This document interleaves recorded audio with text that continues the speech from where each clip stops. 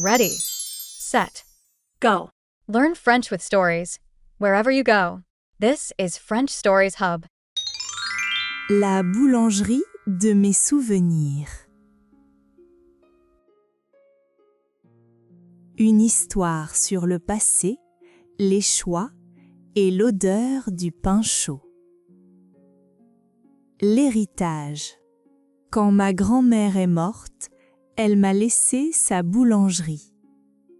Pas d'argent, pas de bijoux, pas d'appartement, une boulangerie dans une petite rue du Vieux-Lyon, entre une librairie ancienne et un fleuriste qui sent bon le jasmin au printemps.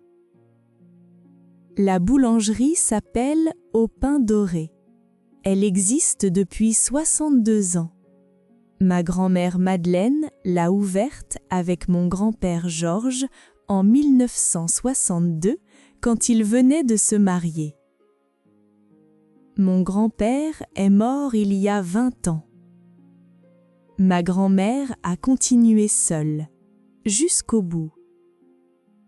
Je m'appelle Lucie, j'ai 32 ans. Je suis graphiste freelance à Paris et je ne sais absolument pas faire du pain. La décision impossible. Quand le notaire m'a annoncé l'héritage, j'ai cru qu'il plaisantait. J'attendais une petite somme d'argent, peut-être quelques meubles anciens, la vieille pendule de l'entrée que j'avais toujours aimée. Votre grand-mère vous lègue l'intégralité du fonds de commerce et des locaux de la boulangerie Au Pain Doré, située au 14 rue des Bouchers à Lyon, a-t-il dit avec son ton professionnel et neutre de notaire. Mais je suis graphiste, je vis à Paris, je ne sais absolument pas faire du pain, ai-je dit. Non, en effet, mais vous êtes la seule héritière directe de Madame Madeleine Fontaine. J'ai regardé les papiers, j'ai regardé le notaire, j'ai pensé à ma grand-mère, à ses mains toujours un peu blanches de farine, à son tablier bleu marine qu'elle portait depuis que j'étais enfant. J'avais deux options clairement devant moi. Vendre la boulangerie à un repreneur, c'était la chose raisonnable, la chose logique, la chose que tout le monde m'aurait conseillée, ou garder la boulangerie et essayer, ce qui était complètement, absolument fou.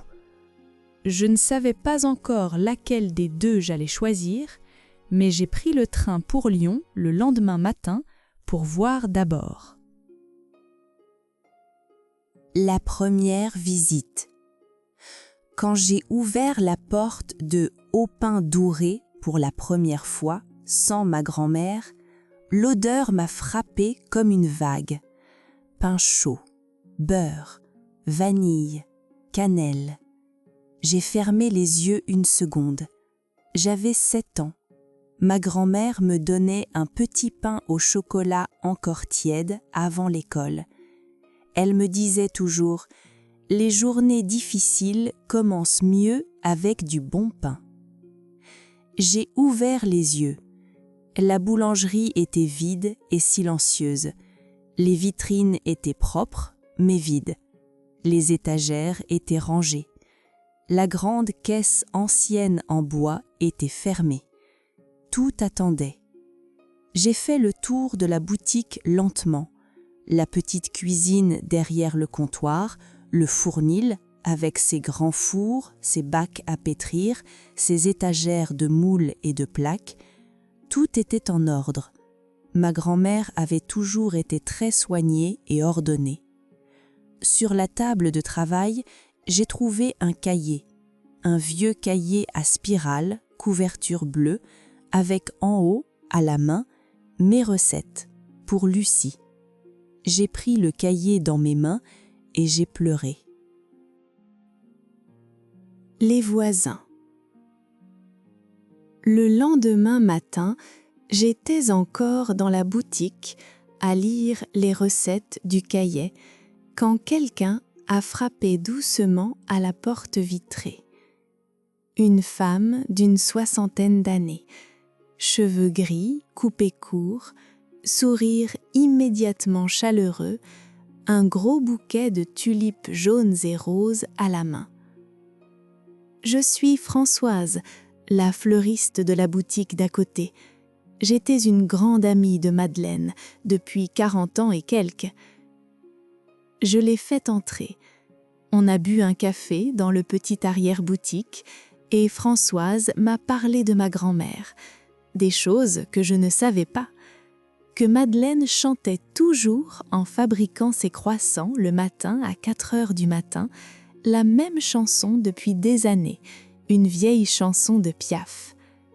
Qu'elle donnait les pains invendus de la journée à la famille de réfugiés syriens qui habitaient dans l'immeuble au fond de la rue, sans jamais en parler à personne. Qu'elle connaissait le prénom de tous ses clients réguliers, leurs enfants, leurs maladies, leurs bonnes nouvelles. Pour Madeleine, cette boulangerie était sa façon d'aimer les gens, m'a dit Françoise en finissant son café. Le pain, c'est le prétexte. L'amour, c'est le vrai produit.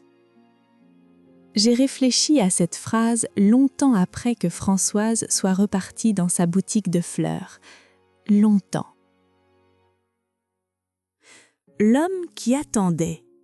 Le 3e jour, à 7 heures du matin, un vieux monsieur s'est arrêté devant la porte fermée de la boulangerie. Je le regardais par la fenêtre. Il portait un chapeau, il avait une canne, et il regardait la porte avec une expression que je ne savais pas exactement comment nommer, entre l'espoir et la résignation. Je suis sortie. « Bonjour, je suis Lucie, la petite fille de Madeleine. » Il m'a regardée. Il avait les yeux clairs, très bleus. « Je sais qui vous êtes. Je vous ai vu ici, enfant, parfois. Je m'appelle Robert. J'achète une baguette ici chaque matin depuis 43 ans. 43 ans. Elle me manque, votre grand-mère, a-t-il dit simplement. Et la baguette aussi, il faut être honnête.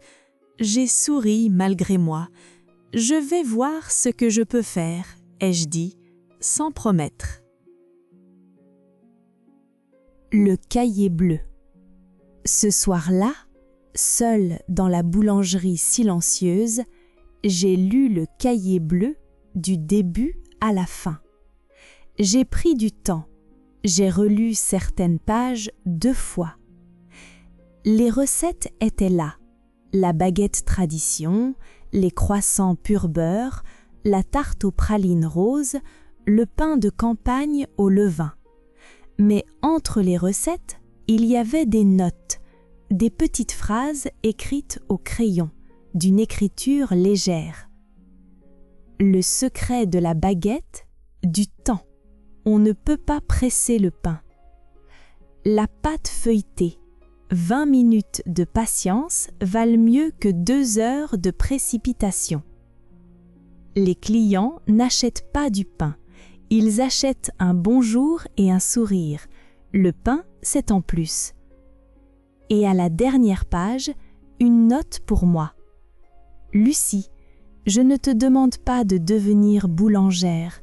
Je te demande seulement de venir voir, de toucher la pâte au moins une fois, d'ouvrir la porte le matin. Et ensuite, tu décideras. Mais viens voir d'abord.